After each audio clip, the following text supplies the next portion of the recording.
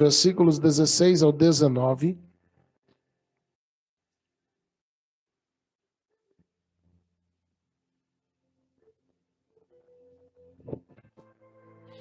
Juízes, capítulo 15, versículos 16 ao 19.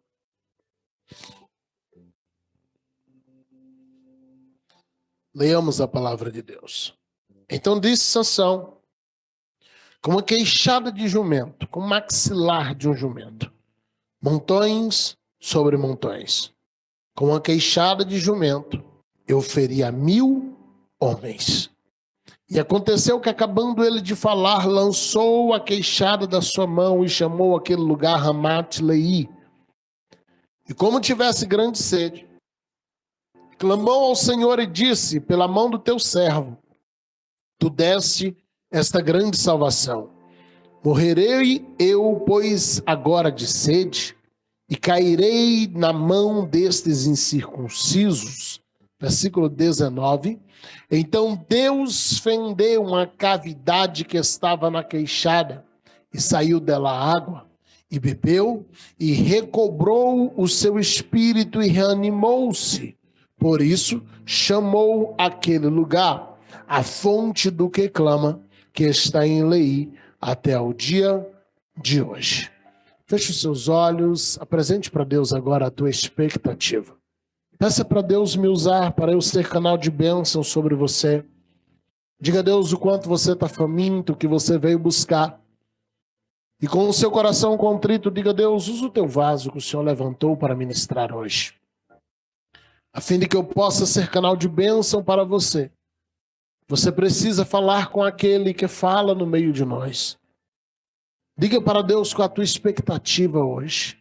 Eu sei que Deus tem uma palavra para os nossos corações. Espírito Santo, sonda a mente do teu povo agora. Ouve as orações que saem de seus lábios. E que eles, sobre um princípio, Deus, verbalizem aquilo que esperam de ti nesta noite e neste lugar, Pai. Tu és um Deus que fala. Tu és um Deus que responde. Então sonda, ó Deus, agora os nossos corações e encontre em nós fome e sede de ti. Encontre em nós agora, Deus, corações sedentos e ansiosos por ouvir a tua palavra, Pai. Seja conosco, que enquanto ministramos a tua palavra aqui no altar e os teus filhos recebem a tua palavra e te adoram com atenção e glorificação, que o teu Espírito venha sobre nós e nos envolva como nunca antes o fez. Que sejamos impactados por uma graça, por uma unção especial para esta noite, Pai. Nós pedimos em o nome de Jesus.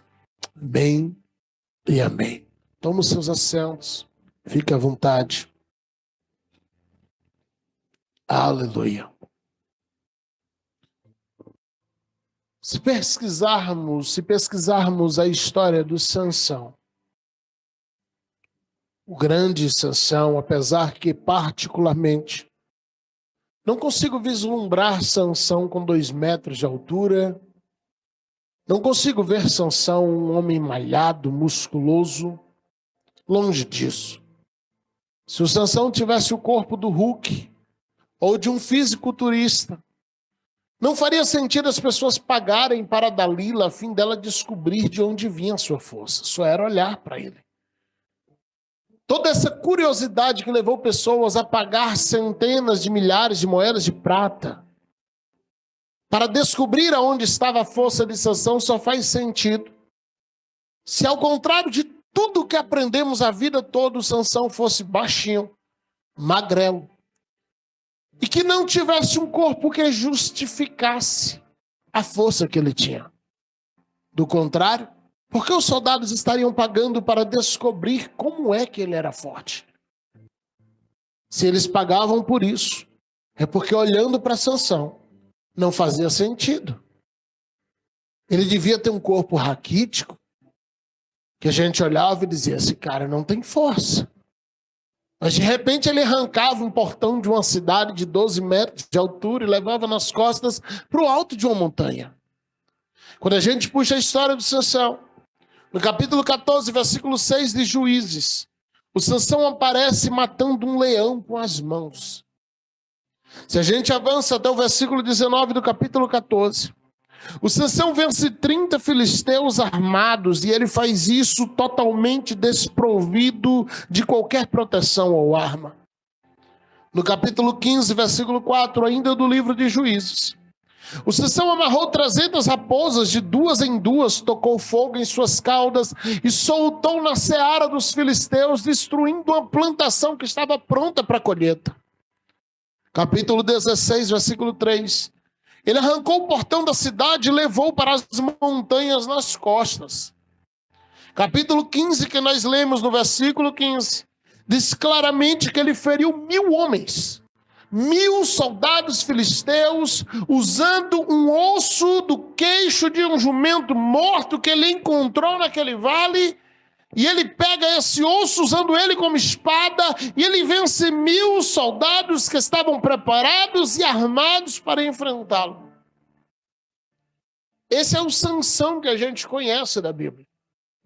Mas no versículo 18 do capítulo 15, que nós acabamos de ler, esse mesmo Sansão, esse mesmo homem, depois de matar 1.000 soldados, ele se vê num nível de fadiga, de cansaço e de sede, em que ele clama insistentemente por uma intervenção divina, ou do contrário, ele teria morrido ali. Aqui está a prova de que a força do Sansão não era dele, o Espírito vinha sobre ele. E quando o Espírito se retirava, porque naquela época o Espírito não morava nas pessoas, ele vinha, usava e se retirava. Sansão se vê num estado de fadiga completa, e ele começa a dizer: Senhor, não faz sentido que o Senhor me usou agora para vencer um exército de filisteus, e eu agora vou morrer de cansaço e sede. Não faz sentido que depois de eu ser grandemente usado pelo Senhor, eu agora vou cair e alguém vai dizer: ele morreu de cansaço. Ele morreu de sede. Ele morreu de fadiga. E a Bíblia diz que o Senhor intervém de um modo milagroso, que começa a sair água, não é do chão como a gente imagina, mas a Bíblia diz que é de um buraco do osso do jumento que ele estava usando como espada. De repente o osso que ele carrega na mão começa a fluir água, e ele bebe, ele se restaura, e ele volta para casa, e talvez nunca ninguém soube daqueles que viviam no seu convívio ali, do que realmente aconteceu naquele campo de batalha, depois de Sansão vencer 1.000 soldados. Era o grande Sansão. Era o grande vencedor, guerreiro, que, superava qualquer coisa, vencia exércitos e leões. Mas ele ainda era gente. Ele ainda cansava, ele ainda chorava, ele ainda lamentava. E por vezes tomava decisões tão erradas, que no final de sua vida levou à sua própria ruína. Eu avanço um pouco mais nas Escrituras e eu encontro um outro homem chamado Elias, e permita-me avançar, tendo usado a história de Sansão apenas para iniciarmos. No capítulo 17 de 1 Reis, versículos 21 e 22, o Elias aparece ressuscitando um menino. Ele surge na história provocando a ressurreição de uma criança. No capítulo 18, versículos 36 ao 38, 36, 37 e 38 de 1 Reis, Elias está no alto do Monte Carmelo desafiando 850 profetas de Baal e de Azerá. E ele ordena que desça fogo do céu. Mas antes dele orar para que desça fogo do céu, ele ordena que se abra uma vala muito grande e jogue ali 36 cântaros, são 3 camadas de 12 cântaros. Isso dá cerca de 1.440 litros de água. Depois de 3 anos e meio sem chover.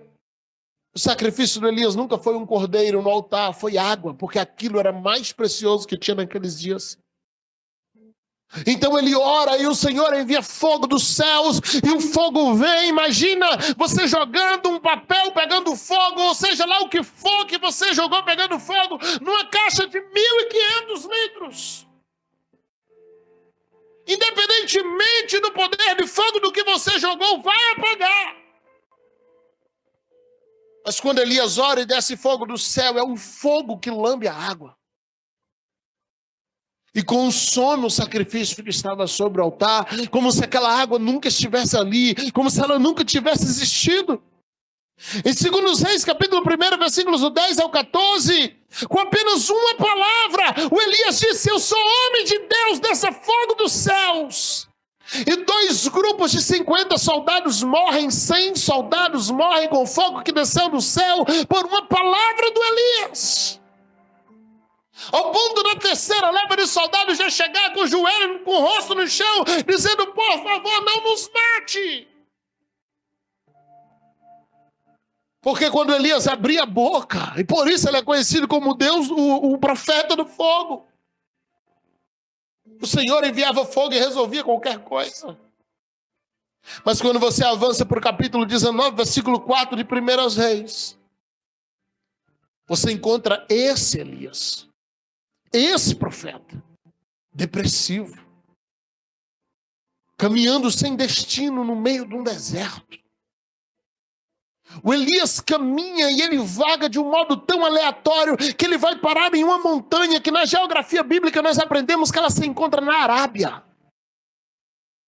Você imagina que o cara andar de um país a outro em 40 dias sem rumo, ele só queria distância de tudo e de todos. O nome disso na psicanálise nós aprendemos que é depressão. O Elias estava depressivo. O profeta do fogo. O profeta que orava e fazia cair fogo do céu. Porque ele estava cansado de fugir da Jezabel. Ele estava cansado de ser usado por Deus pela manhã e à tarde, quando ele orava dizendo: Deus dá livramento, Deus dizia: foge, Elias. Em outras palavras, eu estava dizendo: eu não vou te livrar. Dá no pé ou tu morre. E chega uma hora que o Elias começa a se frustrar com o Deus que usava ele. Ele começa a se cansar de um ministério que era glamuroso para todo mundo que olhava aquilo, mas que no seu privado lhe causava muitas lágrimas. Que todo mundo que olhava dizia: uau, e até hoje tem gente dizendo: eu quero ser igual Elias.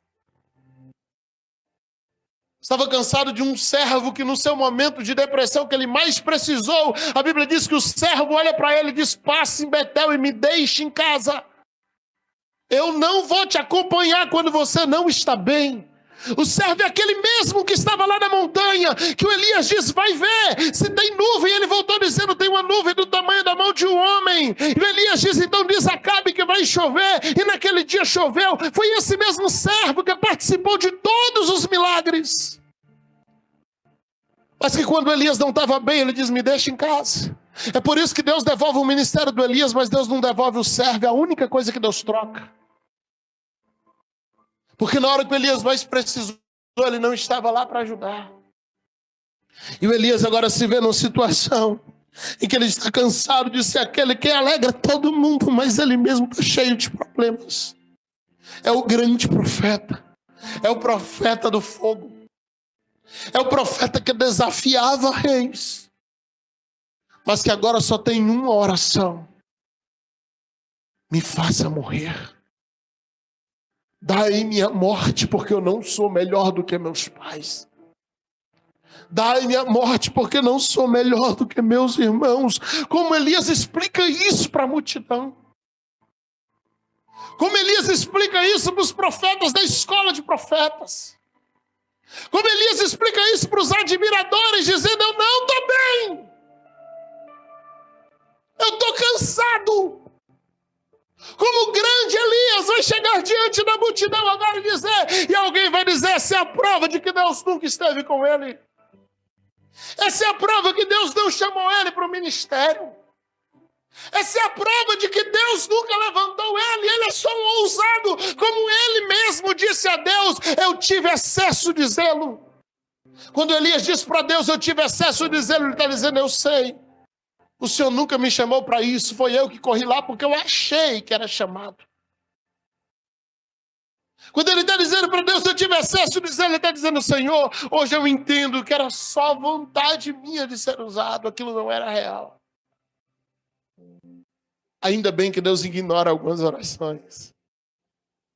Ainda bem que Deus ignora algumas coisas. Mas, pastor, estamos falando de profetas, de homens comuns. Então vamos falar de Jesus. Que sendo 100% Deus, passou por essa terra sendo 100% homem. Quando a gente vai para a história da mulher samaritana em João, capítulo 4, versículos 5 e 6. Foi, pois, a uma cidade de Samaria chamada Sicar, junto à herdade de Jacó, que Jacó tinha dado ao seu filho José. E estava ali, versículo 6 de João 4, a fonte de Jacó. Jesus, pois, cansado do caminho, assentou-se assim junto da fonte. E era isso quase ao meio-dia.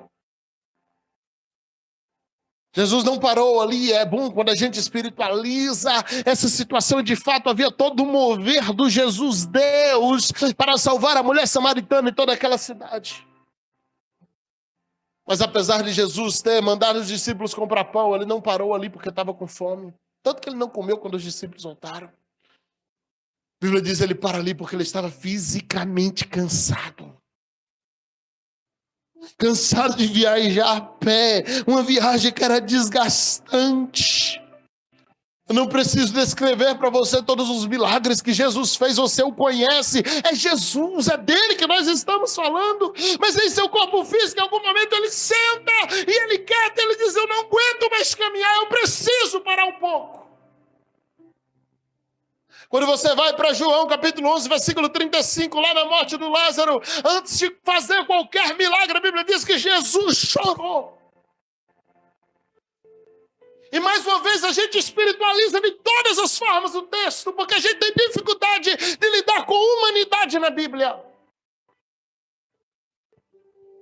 Mas o texto é claro, ele chorou porque ele amava Lázaro. Jesus chorou. Quando eu vou para Lucas, capítulo 19, versículo 41, lá no Getsemane, Jesus diz aos discípulos, por favor, fica comigo, a minha alma está terrivelmente angustiada. Você consegue imaginar Jesus te pedindo oração? Não durmam, fica acordado, por favor.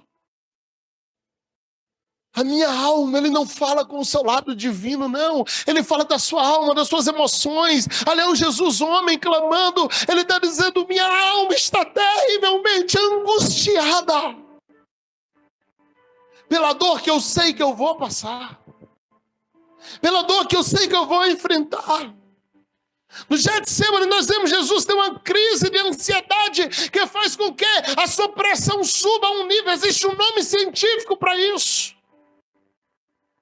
Onde as únicas duas opções que o corpo encontra é ou estourar o teu coração e te provocar um infarto. Jesus não podia ter, ele não podia morrer ali. Ou de uma maneira preventiva, protetiva. Quando a tua pressão chega a um nível alto para você não infartar, o teu cérebro começa a estourar as veias mais próximas dos poros, a fim de que a pressão saia no lugar do suor.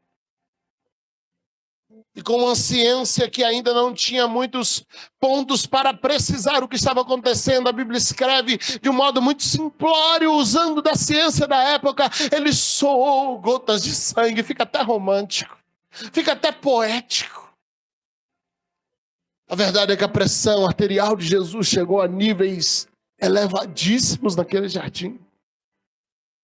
Se o corpo dele não faz aquilo, ele infartava. Porque o Jesus 100% Deus estava em um corpo humano. O que falar de Jeremias, que escreveu um livro inteiro sobre só de lamentações. Até hoje é chamado de profeta chorão. Um homem que entregou uma única profecia, depois disso foi jogado no calabouço. E profetizava de lá.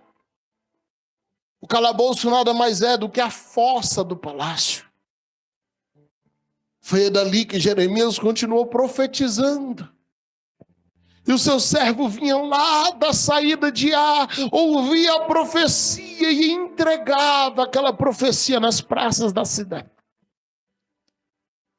E nós dizemos, ele é o profeta chorão, vivia lamentando. Queria tiver a profetizar de dentro de uma fossa.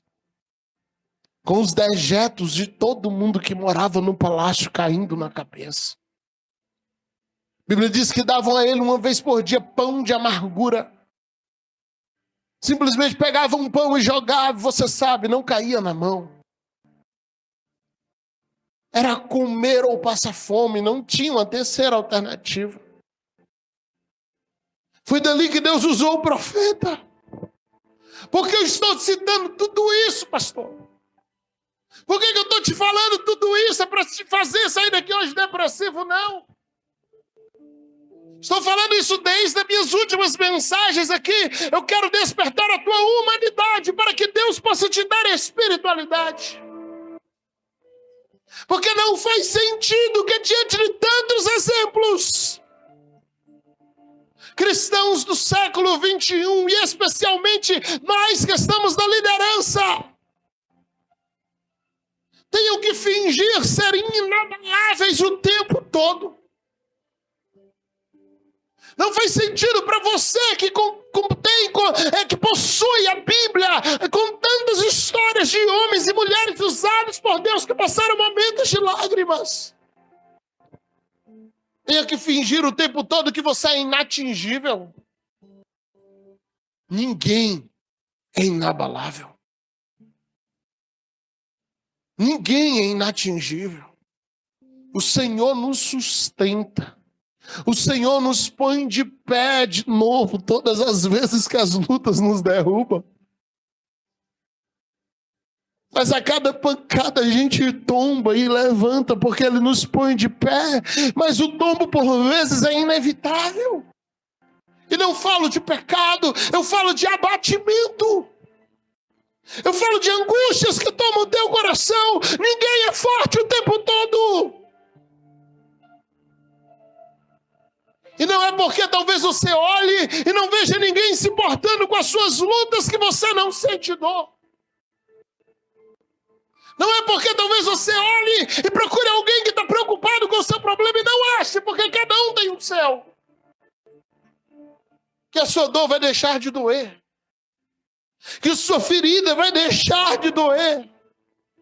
Crentes também se ferem. Crentes também se machucam.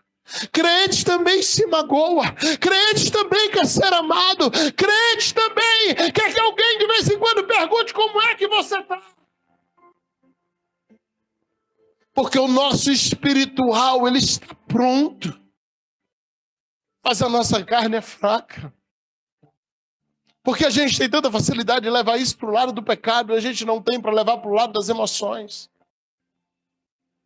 O nosso espírito está pronto, mas a carne não.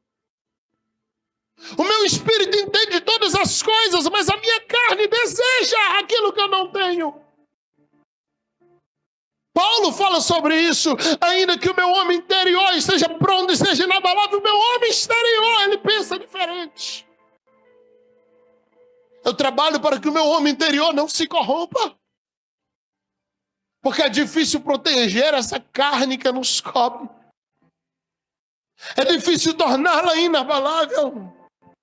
O Sansão que nós começamos falando, ele voltou para casa com um sorriso naquele dia, contou para todo mundo, eu venci 1000 filisteus. Eu imagino que todo mundo parabenizou o Sansão. Mas talvez ninguém soube naquele primeiro momento das lágrimas que o Sansão derramou logo depois. Dizendo, Senhor, eu estou morrendo de cansaço. Eu estou morrendo de fadiga. Eu estou morrendo de sede. Por que isso acontece, pastor? Porque você ainda é de carne e osso. E você não vai conseguir suportar tudo como se você fosse o homem de ferro. Sabe, o homem forte, o Sansão forte, era o mais forte do mundo. O Elias era o profeta do fogo. O Jeremias era o profeta dos desafios. Mas as lutas internas não cessaram, porque eles eram usados por Deus. As lutas não pararam, porque eles tinham vida de oração. As lutas não aquietaram, porque eles eram crentes em Jesus. Porque eles ainda eram homens. Ainda estavam nessa terra em um corpo de carne. Então eu hoje quero te lembrar disso. Ei, chorar é normal. Você é gente. Para de bancar o super-herói, você vai destruir o teu psicológico. Para de brincar de homem de ferro, você não é. Para de brincar de Mulher Maravilha, você não é. Ali é só uma personagem da Marvel. Quando o Gideão se apresenta, o Senhor se apresenta a ele, o Gideão diz, olha, o Senhor diz, vai nessa tua força, homem de Deus, o Senhor é contigo. Ele disse, o Senhor é comigo. Se o Senhor é conosco, na verdade, o Gideão tem uma palavra de líder. Por que tantos males estão vindo sobre nós? Você não vê o Senhor repreender o Gideão. Ele diz, vai nessa tua força que o Senhor é contigo.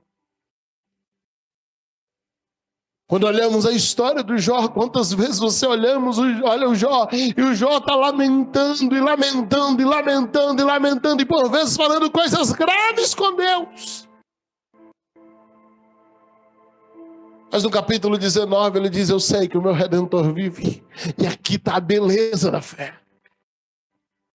Ele ainda vai se levantar para resolver a minha causa. Aqui está a beleza do Evangelho, é você não se desviar em meio a essas circunstâncias que parecem não ter fim. Aqui está a beleza da fé, é você não largar Jesus em meio a todas as dores que você está sentindo. É você entender que você não pode largá-lo, que você não pode abandoná-lo, porque na maioria das vezes ele vai ser tua única companhia. Que você não pode deixar ele, porque na maioria das vezes você vai poder contar unicamente com ele. E vai ter dia que nem ele vai responder tuas orações. Não naquele momento que você esperava.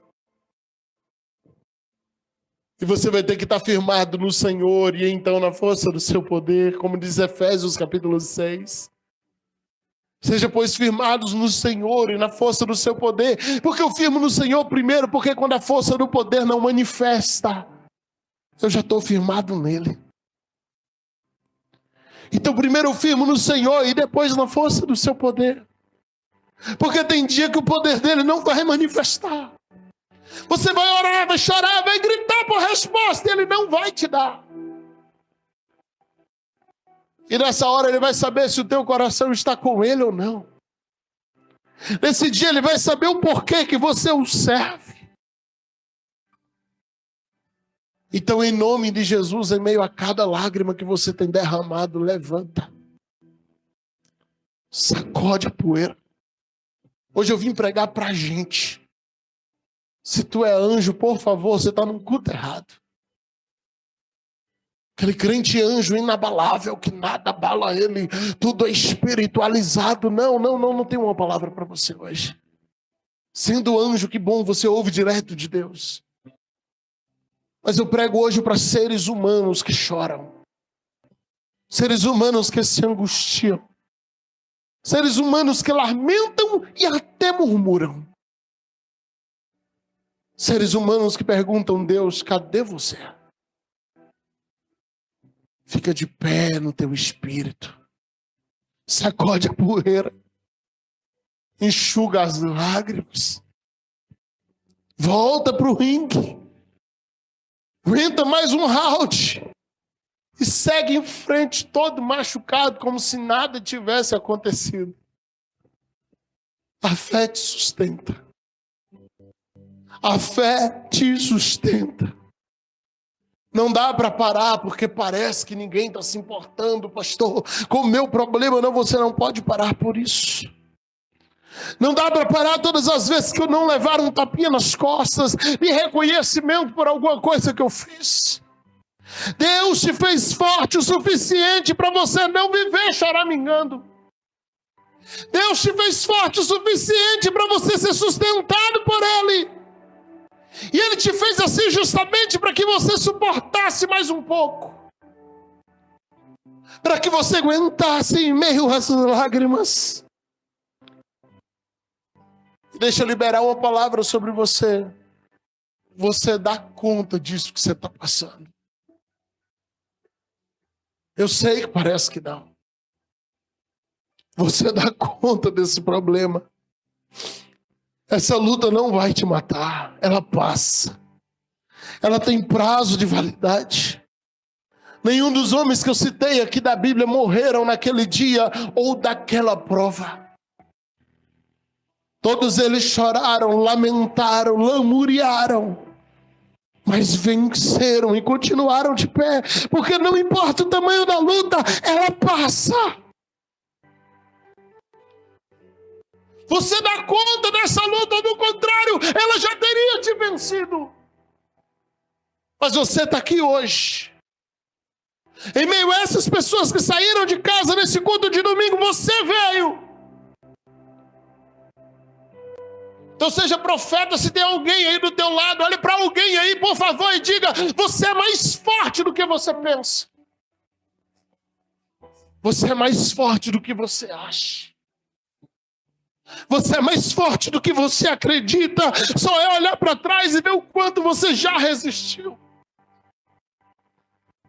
A falta de força que você tem hoje, você já tinha ela há alguns dias atrás. Mas você ainda está de pé. Talvez você estava dizendo que tinha essa mesma fraqueza há 1 ano atrás. Você estava na mesma falta de força há 5 anos atrás. Mas você ainda está de pé. Então levanta, porque vai ficar tudo bem. Começa a profetizar para o espelho, olhando no fundo do olho, dizendo: por que está batida a minha alma? Por que te perturbas dentro de mim? Espera em Deus, eu ainda o louvarei.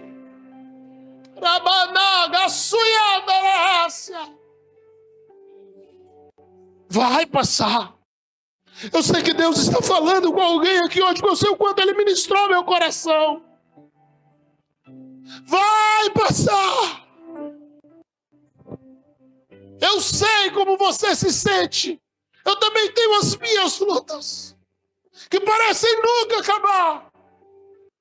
Eu sei como é estar cansado. Por vezes tenho estado mais cansado do que disposto. Mas em nome de Jesus, a gente precisa seguir em frente. Vai passar. Então, se eu tenho a tua atenção, faz um trato comigo hoje. Não desista daí, que eu não vou desistir de cá. Não desiste, ninguém vai parar. Eu vou ajudar você, você vai me ajudar e nós vamos vencer juntos. Nós vamos caminhar juntos. Se comprometa em orar pela minha luta, que eu vou me comprometer em orar pela sua. E nós vamos celebrar juntos. Eu quero celebrar a tua vitória, mesmo que ela aconteça antes da minha. E por favor, esteja disposto a celebrar minha vitória, mesmo que aconteça antes da sua. E nós vamos chorar juntos. Nós vamos sorrir juntos. Nós vamos celebrar juntos. E vamos clamar juntos. A vida vai te ferir, não 1 nem 2, mas muitas vezes. Acredite, a última ferida que você teve não foi a última. Não vim aqui te trazer uma palavra de desesperança. Eu vim aqui apenas para te lembrar que você é gente. Que ao contrário de tudo que tem pregado nesses dias, que crente não pode ter tristeza, crente não passa prova. Eu estou te provando nas Escrituras que crente é gente. Mas que esse mesmo crente que chora, que lamenta, ele tem um Deus que é vivo. E que vai se levantar para resolver a nossa causa. É natural que na vida você seja ferido, seja magoado. É natural que na vida você seja muito mais criticado do que elogiado. Mas esteja pronto para depender unicamente de Deus. Esteja pronto para ter os seus olhos fitos nele. Porque é Ele que te sustenta. É Ele que te mantém de pé. E é só com Ele que você vai contar na maioria das vezes. Então não se afaste dele, você depende dele. Eu não posso me afastar dele, eu dependo dele. Não podemos nos afastar dele, nós dependemos dele. Talvez chegou naquele ponto que você já está se perguntando, pastor, e aí eu posso chorar ou não posso? É para levantar ou para chorar? Então deixa eu colocar equilíbrio em tudo que eu falei até agora. Chore, mas não viva chorando.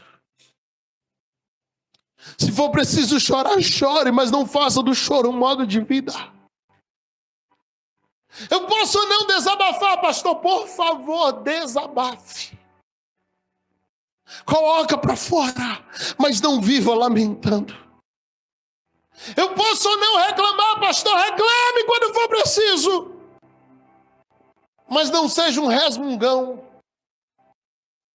Não faça da reclamação um hábito de vida.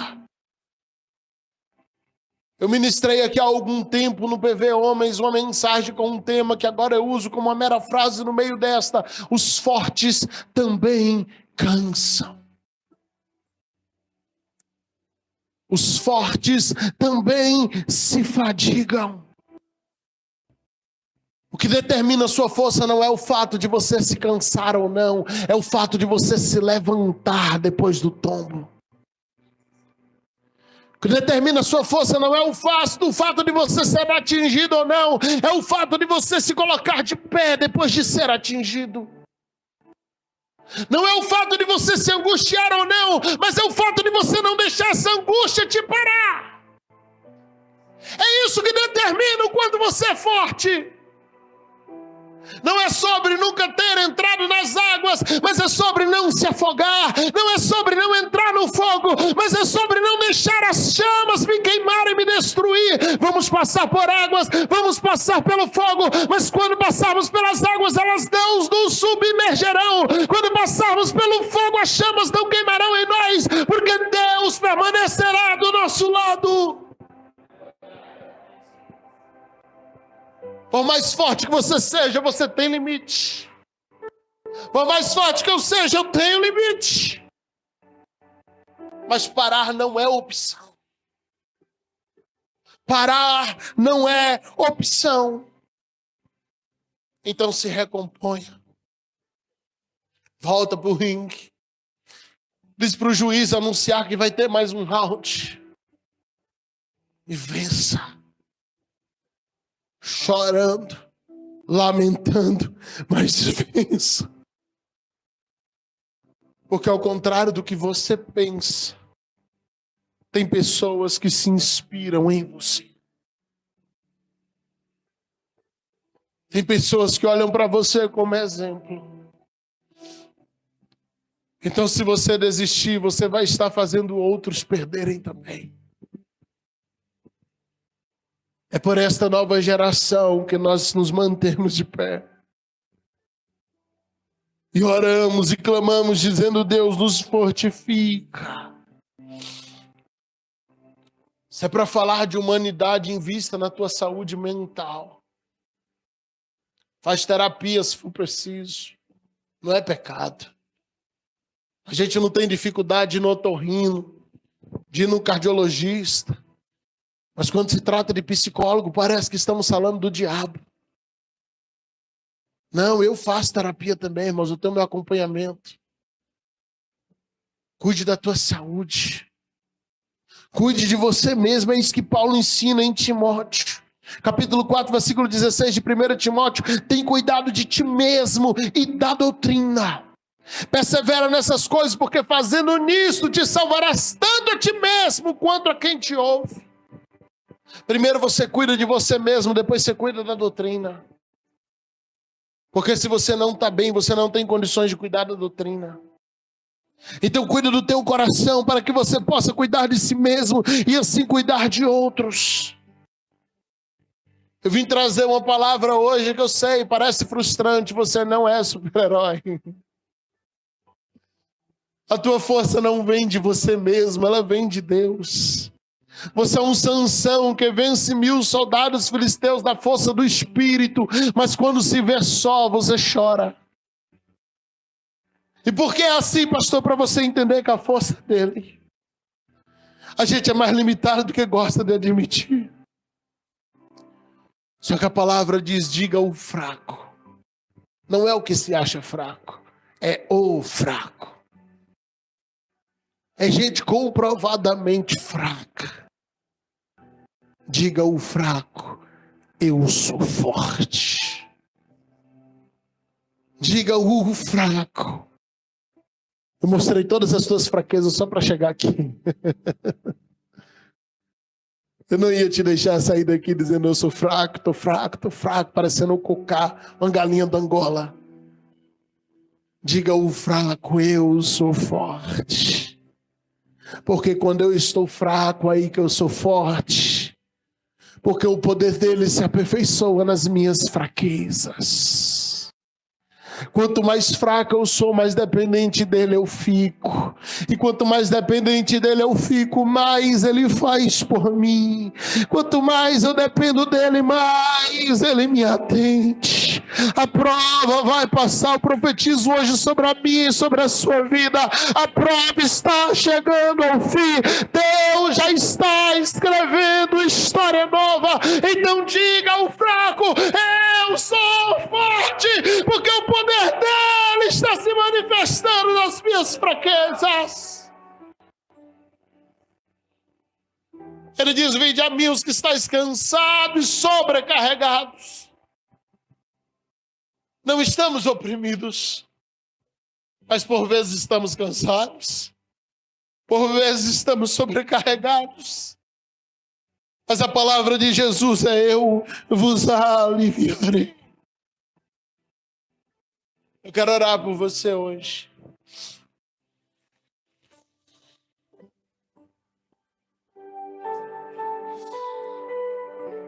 Aleluia. Quero que você saia daqui hoje entendendo. Você não é um crente ruim por às vezes se ver tão fraco. Mas ao mesmo tempo entendendo que você não vai poder ter o direito de perder a esperança. Há um Deus que é o nosso Redentor. Ele vive. E por fim ele vai se levantar para resolver as nossas causas. Ele vai se levantar para resolver as nossas causas. Ele vai se levantar para resolver os nossos problemas.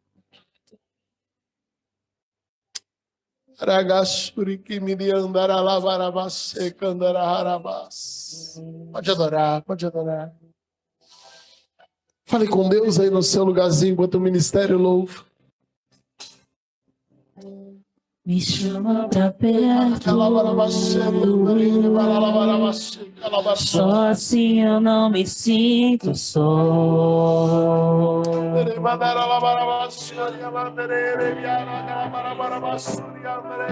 Eu sei que mesmo sem entender, você está no controle, então me esconda no teu coração, me amarre a ti, pra eu não desistir. Eu não quero mais fugir da tua vontade. Deus agora. Eu sei. Fale com Deus. Vai ser difícil. Deixa o ministério louvar, por Você favor. estará sempre comigo. Ore aí no seu lugar, apresente suas causas a Deus. E mesmo que Essa é a hora de você falar com Ele. de me fazer. Essa é a hora de você se apresentar a Ele com a sua humanidade. Eu vou descansar. Sendo gente, Deus não espera diferente. Meu amor. Se apresente sendo gente. Oh, meu amor, Senhor.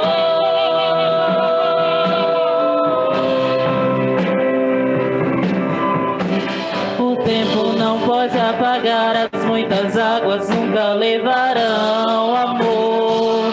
E você sente por mim, eu sei que tudo vai se cumprir. O tempo não pode apagar as muitas águas, nunca levarão amor. E você sente por mim, eu sei que tudo vai se cumprir. O tempo não pode apagar as muitas águas, nunca levarão amor. E você sente por mim, eu sei que tudo vai se cumprir. O tempo não pode apagar as muitas águas, nunca levarão amor. E você sente por mim, eu sei que tudo vai se cumprir. Vai ser difícil, eu sei, larga tudo por você. Mas eu sei que quando eu pensar em desistir, você estará ao meu lado, me segurando, me assegurando de que tudo vai ficar bem. Tudo vai ficar bem. Espírito de Deus, toca os nossos corações agora. As mais profundas angústias da alma, as mais profundas preocupações. Vem com teu bálsamo agora, Jesus, e toca-nos. Vem com tua mão poderosa e traz cura.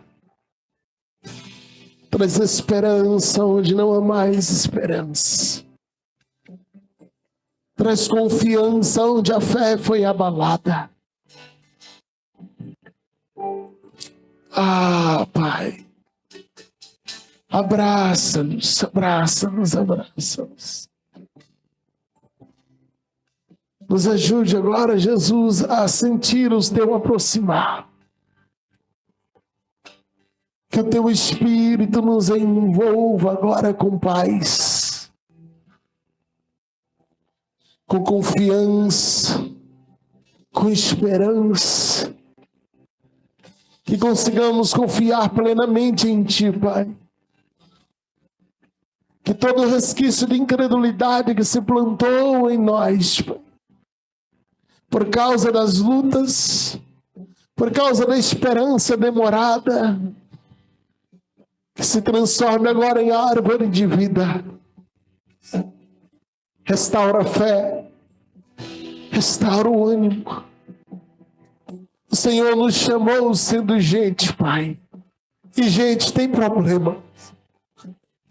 O Senhor nos chamou sendo gente. E gente tem dificuldades, Pai. Gente tem ansiedade. E gente tem desesperança. Então toca a nossa humanidade hoje. Toca a nossa humanidade hoje. E nos faça crer de novo, Jesus. Nos faça continuar a crer. Ah, Espírito Santo, nos envolva agora. Eu sei que há muitos aqui necessitando do teu toque. Toca, meu Pai, eu clamo por mim. Toca na tua igreja, Jesus. Nós queremos ouvir tua voz. Nós queremos sentir o teu abraço. Sentir o cheiro do teu perfume, Deus.